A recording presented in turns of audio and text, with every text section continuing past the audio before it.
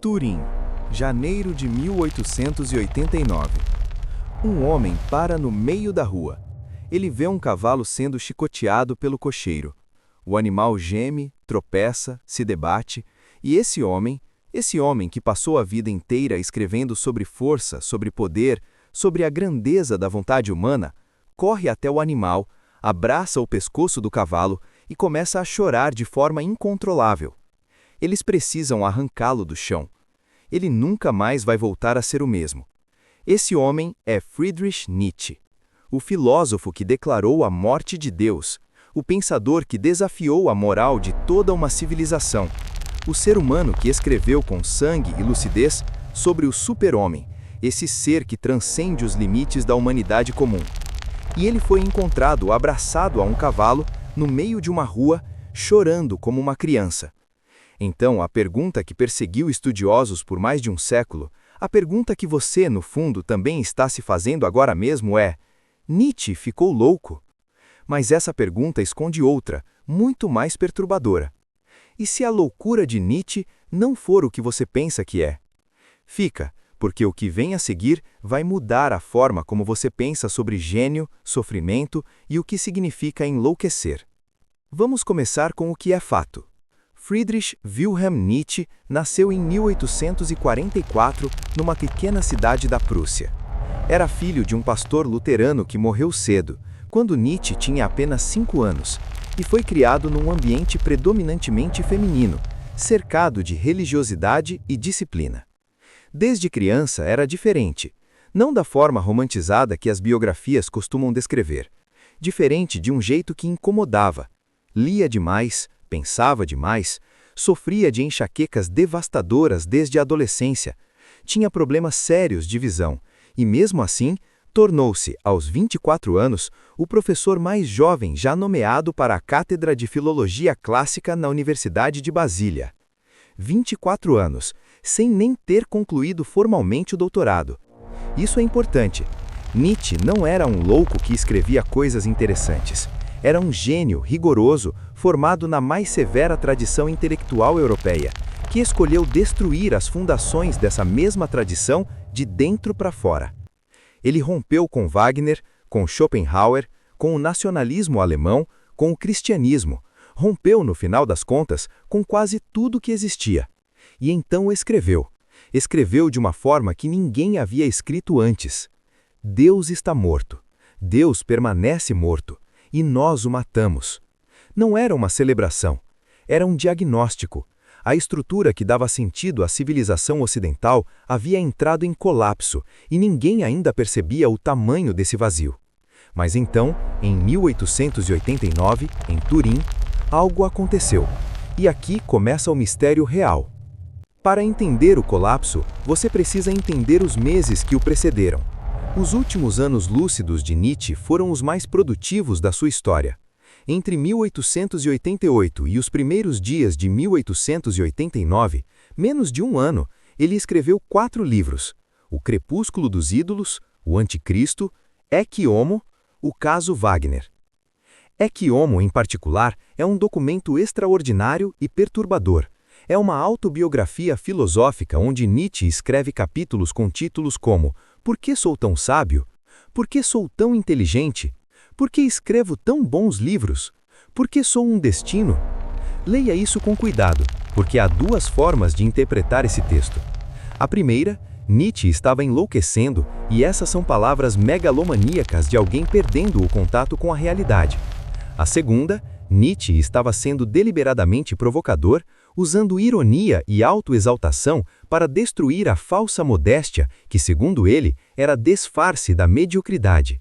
As 2 interpretações são defensáveis, e nenhuma delas é confortável. Porque, se a primeira for verdade, estamos diante de um dos maiores gênios da história desmoronando em tempo real, escrevendo suas obras mais radicais enquanto a mente se desintegrava. E se a segunda for verdade, estamos diante de algo ainda mais inquietante. Um homem completamente lúcido demolindo as últimas amarras da moralidade com precisão cirúrgica, até o momento em que algo, de fato, quebra. A questão é descobrir onde termina um e começa o outro. Você já sentiu que a linha entre o gênio e a loucura é mais fina do que parece?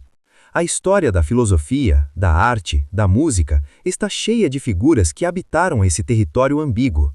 Van Gogh, Virginia Woolf, Robert Schumann, Georg Cantor, o matemático que inventou a teoria dos conjuntos infinitos e passou os últimos anos da vida em sanatórios.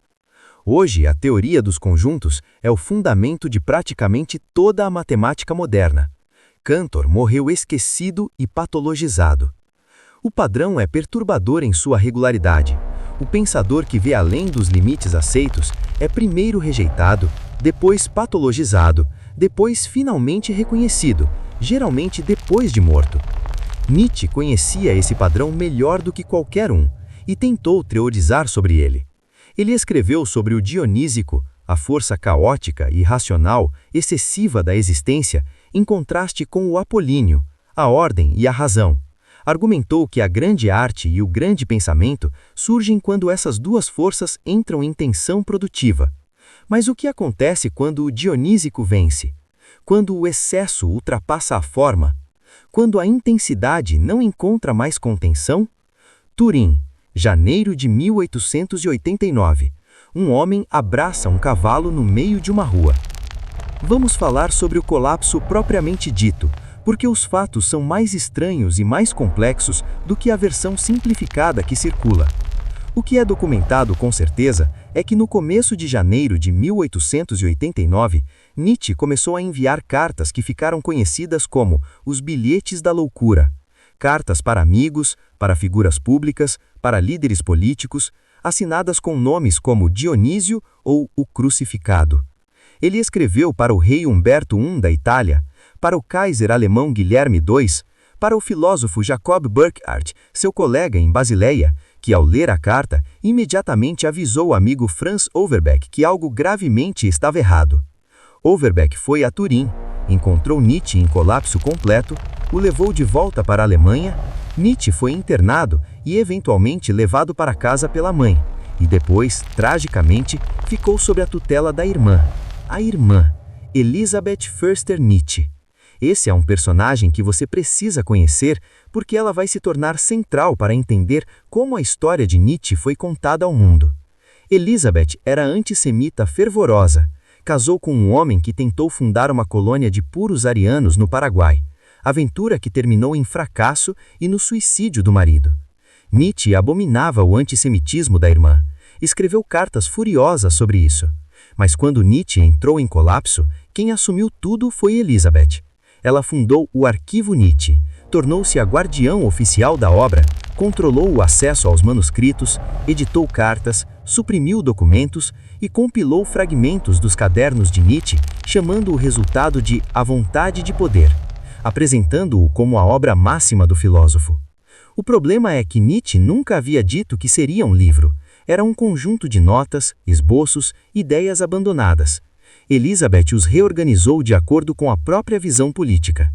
Em 1934, ela recebeu Adolf Hitler no Arquivo Nietzsche, permitiu que ele posasse para fotos contemplando um busto de Friedrich, presenteou-o com a bengala original do filósofo.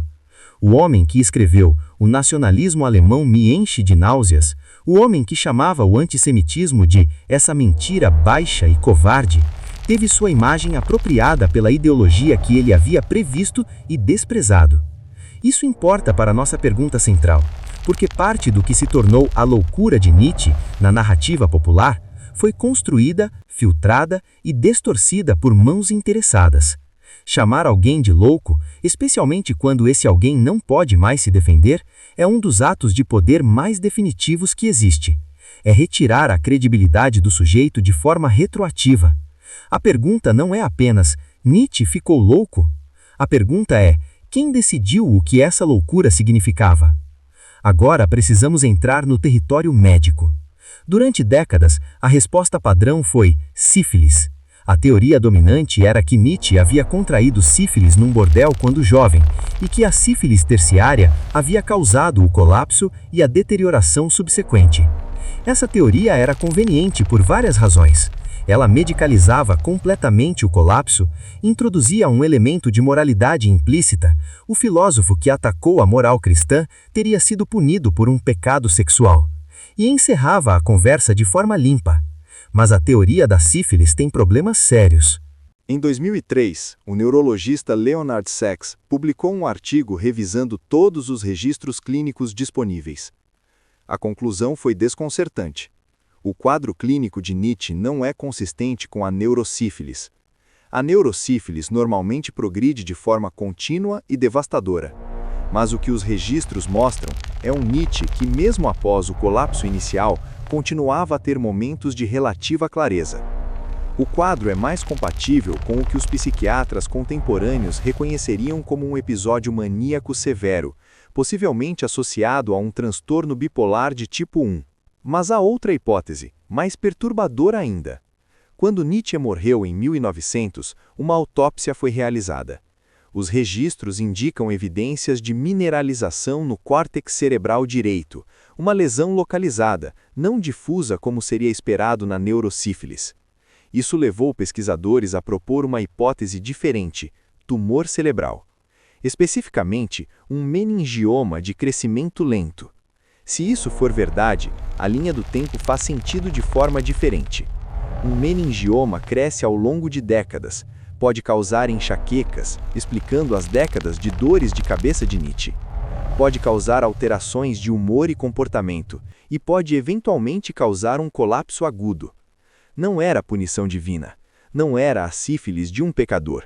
Possivelmente era um pedaço de tecido crescendo silenciosamente dentro do crânio de um dos maiores pensadores da história, comprimindo gradualmente o órgão que gerou Zaratustra. Existe algo profundamente nietzschiano nessa possibilidade. O destino como força impessoal, brutal, absolutamente indiferente à grandeza ou à insignificância de quem atinge. Mas agora, quero te trazer ao ponto mais desconfortável de toda essa discussão. Pense no que Nietzsche fez intelectualmente durante décadas de trabalho. Ele destruiu todas as âncoras morais convencionais. O bem e o mal como categorias absolutas, construções sociais. Deus, morto. A razão como guia supremo, uma ilusão apolínea. A identidade estável do sujeito, uma ficção narrativa que o ego conta para si mesmo. Cada uma dessas destruições era rigorosa, tinha argumentos que resistem ao escrutínio até hoje, mas o conjunto delas cria uma vertigem existencial que o próprio Nietzsche descrevia. Quando você olha longamente para o abismo também olha para você.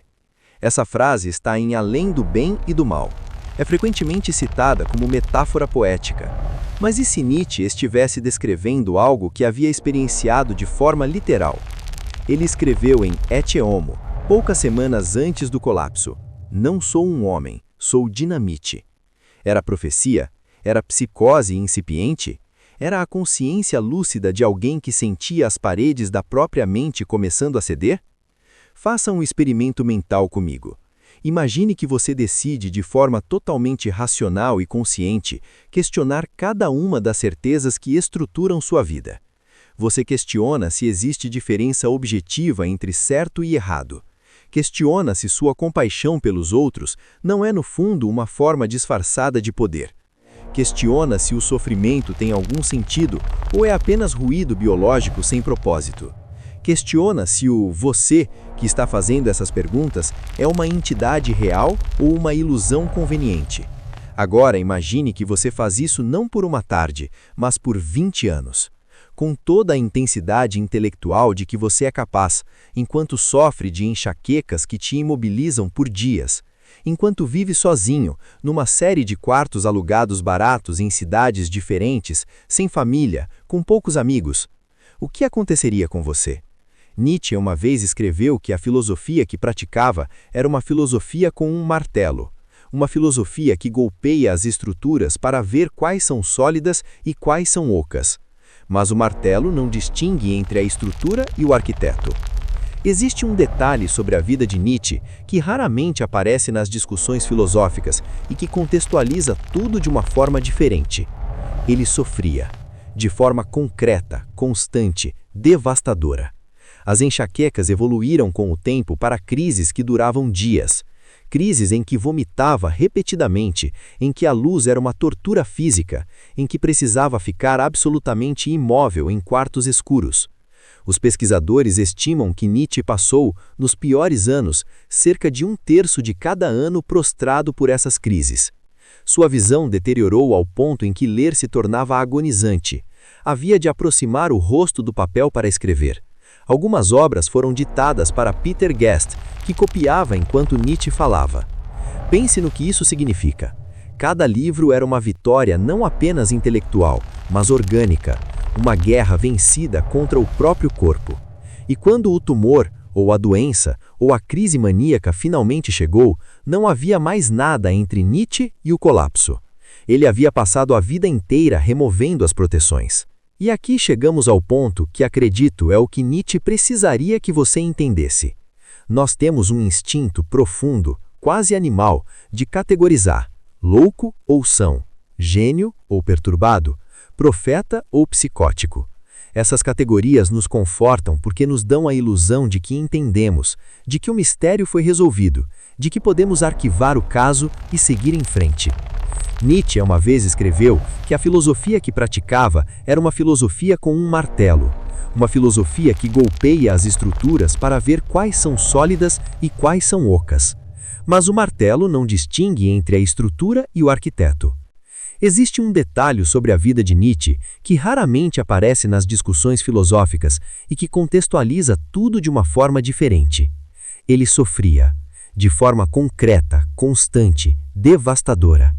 As enxaquecas evoluíram com o tempo para crises que duravam dias, crises em que vomitava repetidamente, em que a luz era uma tortura física, em que precisava ficar absolutamente imóvel em quartos escuros. Os pesquisadores estimam que Nietzsche passou, nos piores anos, cerca de 1/3 de cada ano prostrado por essas crises.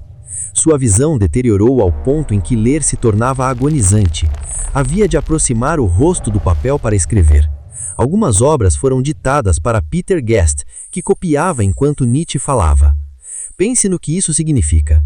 Cada livro era uma vitória não apenas intelectual, mas orgânica, uma guerra vencida contra o próprio corpo. E quando o tumor, ou a doença, ou a crise maníaca finalmente chegou, não havia mais nada entre Nietzsche e o colapso. Ele havia passado a vida inteira removendo as proteções. E aqui chegamos ao ponto que acredito é o que Nietzsche precisaria que você entendesse. Nós temos um instinto profundo, quase animal, de categorizar louco ou são, gênio ou perturbado, profeta ou psicótico. Essas categorias nos confortam porque nos dão a ilusão de que entendemos, de que o mistério foi resolvido, de que podemos arquivar o caso e seguir em frente. Nietzsche uma vez escreveu que a filosofia que praticava era uma filosofia com um martelo, uma filosofia que golpeia as estruturas para ver quais são sólidas e quais são ocas. Mas o martelo não distingue entre a estrutura e o arquiteto. Existe um detalhe sobre a vida de Nietzsche que raramente aparece nas discussões filosóficas e que contextualiza tudo de uma forma diferente. Ele sofria, de forma concreta, constante, devastadora. As enxaquecas evoluíram com o tempo para crises que duravam dias, crises em que vomitava repetidamente, em que a luz era uma tortura física, em que precisava ficar absolutamente imóvel em quartos escuros. Os pesquisadores estimam que Nietzsche passou, nos piores anos, cerca de 1/3 de cada ano prostrado por essas crises. Sua visão deteriorou ao ponto em que ler se tornava agonizante. Havia de aproximar o rosto do papel para escrever. Algumas obras foram ditadas para Peter Guest, que copiava enquanto Nietzsche falava. Pense no que isso significa.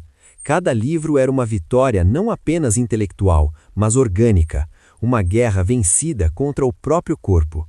E quando o tumor, ou a doença, ou a crise maníaca finalmente chegou, não havia mais nada entre Nietzsche e o colapso. Ele havia passado a vida inteira removendo as proteções. E aqui chegamos ao ponto que acredito é o que Nietzsche precisaria que você entendesse. Nós temos um instinto profundo, quase animal, de categorizar louco ou são, gênio ou perturbado, profeta ou psicótico. Essas categorias nos confortam porque nos dão a ilusão de que entendemos, de que o mistério foi resolvido, de que podemos arquivar o caso e seguir em frente. Nietzsche uma vez escreveu que a filosofia que praticava era uma filosofia com um martelo, uma filosofia que golpeia as estruturas para ver quais são sólidas e quais são ocas. Mas o martelo não distingue entre a estrutura e o arquiteto. Existe um detalhe sobre a vida de Nietzsche que raramente aparece nas discussões filosóficas e que contextualiza tudo de uma forma diferente. Ele sofria, de forma concreta, constante, devastadora. As enxaquecas evoluíram com o tempo para crises que duravam dias. Crises em que vomitava repetidamente, em que a luz era uma tortura física, em que precisava ficar absolutamente imóvel em quartos escuros. Os pesquisadores estimam que Nietzsche passou, nos piores anos, cerca de 1/3 de cada ano prostrado por essas crises. Sua visão deteriorou ao ponto em que ler se tornava agonizante. Havia de aproximar o rosto do papel para escrever. Algumas obras foram ditadas para Peter Guest, que copiava enquanto Nietzsche falava. Pense no que isso significa. Cada livro... Em 2003, o neurologista Leonard Sachs publicou um artigo revisando todos os registros clínicos disponíveis. A conclusão foi desconcertante. O quadro clínico de Nietzsche não é consistente com a neurosífilis. A neurosífilis normalmente progride de forma contínua e devastadora. Mas o que os registros mostram é um Nietzsche que, mesmo após o colapso inicial, continuava a ter momentos de relativa clareza. O quadro é mais compatível com o que os psiquiatras contemporâneos reconheceriam como um episódio maníaco severo, possivelmente associado a um transtorno bipolar de tipo 1. Mas há outra hipótese, mais perturbadora ainda. Quando Nietzsche morreu em 1900, uma autópsia foi realizada.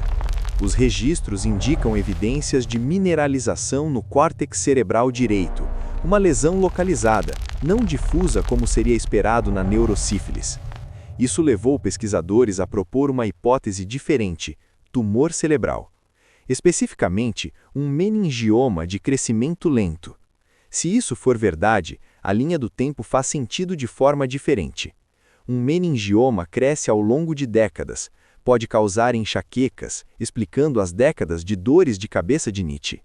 Pode causar alterações de humor e comportamento, e pode eventualmente causar um colapso agudo. Não era punição divina. Não era a sífilis de um pecador. Possivelmente era um pedaço de tecido crescendo silenciosamente dentro do crânio de um dos maiores pensadores da história, comprimindo gradualmente o órgão que gerou Zaratustra. Existe algo profundamente nietzschiano nessa possibilidade. O destino como força impessoal, brutal, absolutamente indiferente à grandeza ou à insignificância de quem atinge. Mas agora, quero te trazer ao ponto mais desconfortável de toda essa discussão. Pense no que Nietzsche fez intelectualmente durante décadas de trabalho. Ele destruiu todas as âncoras morais convencionais. O bem e o mal como categorias absolutas, construções sociais. Deus, morto. A razão como guia supremo, uma ilusão apolínea. A identidade estável do sujeito, uma ficção narrativa que o ego conta para si mesmo. Cada uma dessas destruições era rigorosa, tinha argumentos que resistem ao escrutínio até hoje, mas o conjunto delas cria uma vertigem existencial que o próprio Nietzsche descrevia. Quando você olha longamente para o abismo também olha para você. Essa frase está em Além do Bem e do Mal. É frequentemente citada como metáfora poética. Mas e se Nietzsche estivesse descrevendo algo que havia experienciado de forma literal? Ele escreveu em Ecce Homo, poucas semanas antes do colapso: "Não sou um homem, sou dinamite." Era profecia? Era psicose incipiente? Era a consciência lúcida de alguém que sentia as paredes da própria mente começando a ceder? Faça um experimento mental comigo. Imagine que você decide de forma totalmente racional e consciente questionar cada uma das certezas que estruturam sua vida. Você questiona se existe diferença objetiva entre certo e errado. Questiona se sua compaixão pelos outros não é no fundo uma forma disfarçada de poder. Questiona se o sofrimento tem algum sentido ou é apenas ruído biológico sem propósito. Questiona se o você que está fazendo essas perguntas é uma entidade real ou uma ilusão conveniente. Agora imagine que você faz isso não por uma tarde, mas por 20 anos. Com toda a intensidade intelectual de que você é capaz, enquanto sofre de enxaquecas que te imobilizam por dias, enquanto vive sozinho, numa série de quartos alugados baratos em cidades diferentes, sem família, com poucos amigos. O que aconteceria com você? Nietzsche uma vez escreveu que a filosofia que praticava era uma filosofia com um martelo. Uma filosofia que golpeia as estruturas para ver quais são sólidas e quais são ocas. Mas o martelo não distingue entre a estrutura e o arquiteto. Existe um detalhe sobre a vida de Nietzsche que raramente aparece nas discussões filosóficas e que contextualiza tudo de uma forma diferente. Ele sofria, de forma concreta, constante, devastadora. As enxaquecas evoluíram com o tempo para crises que duravam dias. Crises em que vomitava repetidamente, em que a luz era uma tortura física, em que precisava ficar absolutamente imóvel em quartos escuros. Os pesquisadores estimam que Nietzsche passou, nos piores anos, cerca de 1/3 de cada ano prostrado por essas crises. Sua visão deteriorou ao ponto em que ler se tornava agonizante. Havia de aproximar o rosto do papel para escrever. Algumas obras foram ditadas para Peter Guest, que copiava enquanto Nietzsche falava. Pense no que isso significa. Cada livro era uma vitória não apenas intelectual, mas orgânica, uma guerra vencida contra o próprio corpo. E quando o tumor, ou a doença, ou a crise maníaca finalmente chegou, não havia mais nada entre Nietzsche e o colapso. Ele havia passado a vida inteira removendo as proteções. E aqui chegamos ao ponto que acredito é o que Nietzsche precisaria que você entendesse. Nós temos um instinto profundo, quase animal, de categorizar louco ou são, gênio ou perturbado, profeta ou psicótico. Essas categorias nos confortam porque nos dão a ilusão de que entendemos, de que o mistério foi resolvido, de que podemos arquivar o caso e seguir em frente. Nietzsche uma vez escreveu que a filosofia que praticava era uma filosofia com um martelo, uma filosofia que golpeia as estruturas para ver quais são sólidas e quais são ocas. Mas o martelo não distingue entre a estrutura e o arquiteto. Existe um detalhe sobre a vida de Nietzsche que raramente aparece nas discussões filosóficas e que contextualiza tudo de uma forma diferente. Ele sofria, de forma concreta, constante, devastadora. As enxaquecas evoluíram com o tempo para crises que duravam dias. Crises em que vomitava repetidamente, em que a luz era uma tortura física, em que precisava ficar absolutamente imóvel em quartos escuros. Os pesquisadores estimam que Nietzsche passou, nos piores anos, cerca de 1/3 de cada ano prostrado por essas crises. Sua visão deteriorou ao ponto em que ler se tornava agonizante. Havia de aproximar o rosto do papel para escrever. Algumas obras foram ditadas para Peter Guest, que copiava enquanto Nietzsche falava. Pense no que isso significa. Cada livro era uma vitória não apenas intelectual, mas orgânica, uma guerra vencida contra o próprio corpo. E quando o tumor, ou a doença, ou a crise maníaca finalmente chegou, não havia mais nada entre Nietzsche e o colapso. Ele havia passado a vida inteira removendo as proteções. E aqui chegamos ao ponto que acredito é o que Nietzsche precisaria que você entendesse. Nós temos um instinto profundo, quase animal, de categorizar louco ou são, gênio ou perturbado, profeta ou psicótico. Essas categorias nos confortam porque nos dão a ilusão de que entendemos, de que o mistério foi resolvido, de que podemos arquivar o caso e seguir em frente. Nietzsche uma vez escreveu que a filosofia que praticava era uma filosofia com um martelo, uma filosofia que golpeia as estruturas para ver quais são sólidas e quais são ocas. Mas o martelo não distingue entre a estrutura e o arquiteto. Existe um detalhe sobre a vida de Nietzsche que raramente aparece nas discussões filosóficas e que contextualiza tudo de uma forma diferente. Ele sofria, de forma concreta, constante, devastadora. As enxaquecas evoluíram com o tempo para crises que duravam dias, crises em que vomitava repetidamente, em que a luz era uma tortura física, em que precisava ficar absolutamente imóvel em quartos escuros. Os pesquisadores estimam que Nietzsche passou, nos piores anos, cerca de 1/3 de cada ano prostrado por essas crises. Sua visão deteriorou ao ponto em que ler se tornava agonizante. Havia de aproximar o rosto do papel para escrever. Algumas obras foram ditadas para Peter Guest, que copiava enquanto Nietzsche falava. Pense no que isso significa. Cada livro era uma vitória não apenas intelectual, mas orgânica, uma guerra vencida contra o próprio corpo. E quando o tumor, ou a doença, ou a crise maníaca finalmente chegou, não havia mais nada entre Nietzsche e o colapso. Ele havia passado a vida inteira removendo as proteções. E aqui chegamos ao ponto que acredito é o que Nietzsche precisaria que você entendesse. Nós temos um instinto profundo, quase animal, de categorizar louco ou são, gênio ou perturbado, profeta ou psicótico.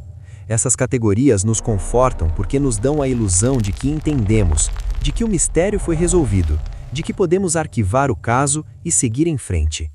Nietzsche uma vez escreveu que a filosofia que praticava era uma filosofia com um martelo, uma filosofia que golpeia as estruturas para ver quais são sólidas e quais são ocas. Mas o martelo não distingue entre a estrutura e o arquiteto. Existe um detalhe sobre a vida de Nietzsche que raramente aparece nas discussões filosóficas e que contextualiza tudo de uma forma diferente. Ele sofria, de forma concreta, constante, devastadora. As enxaquecas evoluíram com o tempo para crises que duravam dias. Crises em que vomitava repetidamente, em que a luz era uma tortura física, em que precisava ficar absolutamente imóvel em quartos escuros. Os pesquisadores estimam que Nietzsche passou, nos piores anos, cerca de 1/3 de cada ano prostrado por essas crises. Sua visão deteriorou ao ponto em que ler se tornava agonizante. Havia de aproximar o rosto do papel para escrever. Algumas obras foram ditadas para Peter Guest, que copiava enquanto Nietzsche falava. Pense no que isso significa. Cada livro... E Nietzsche não merecia o que aconteceu com ele. Um homem de inteligência excepcional, de coragem intelectual sem paralelo, que passou décadas num isolamento voluntário, perseguindo a verdade com toda a intensidade de que era capaz, acabou os últimos 11 anos de vida incapaz de cuidar de si próprio, dependente de outros, privado da ferramenta que o tornava quem era, a mente.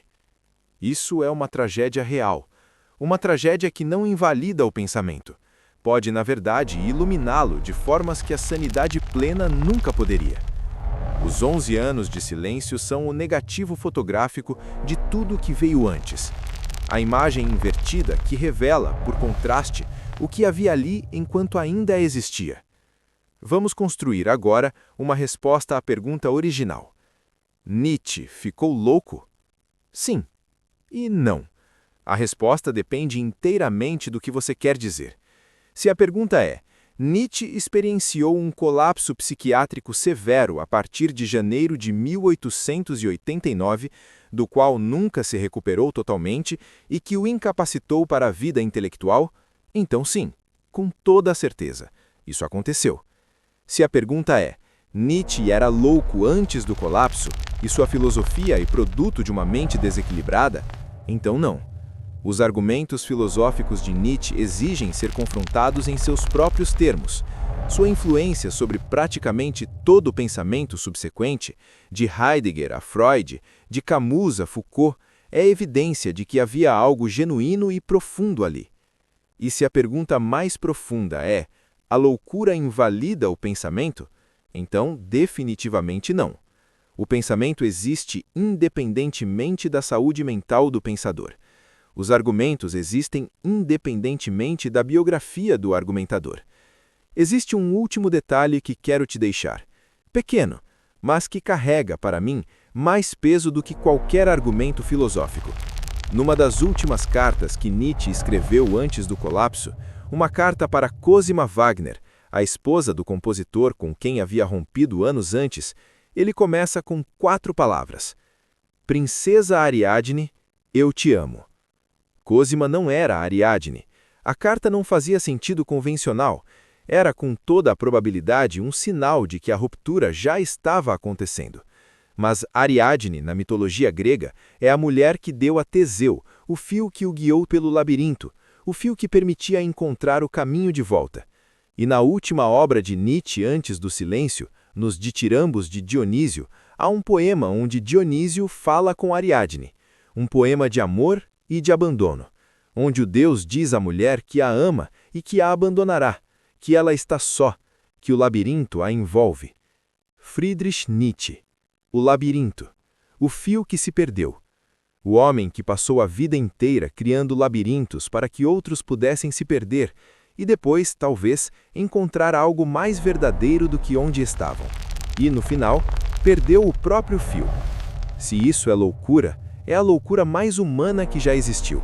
Se isso é tragédia, é a tragédia mais filosófica que a história produziu.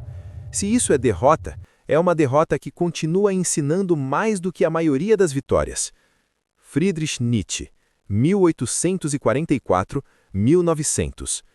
Aquilo que não me mata, me fortalece. Exceto quando mata. Se esse vídeo te fez pensar diferente sobre Nietzsche, sobre loucura, sobre o preço da intensidade intelectual, deixe um comentário contando o que ficou com você. Não o que você concluiu, o que ficou sem resposta, porque é nas perguntas abertas que o pensamento real mora. Se você conhece alguém que acha que filosofia é coisa abstrata, sem conexão com a vida real, manda esse vídeo. A história de Nietzsche é a prova de que as ideias têm consequências, que o pensamento tem peso, que a forma como nos relacionamos com as perguntas mais profundas da existência não é indiferente à vida que vivemos. Inscreve-se, não porque você precisa de mais conteúdo, mas porque aqui o compromisso é exatamente com isso, perguntas que continuam vivas muito depois que a tela apaga. Até o próximo vídeo. E até lá, pense com força. Mesmo que doa.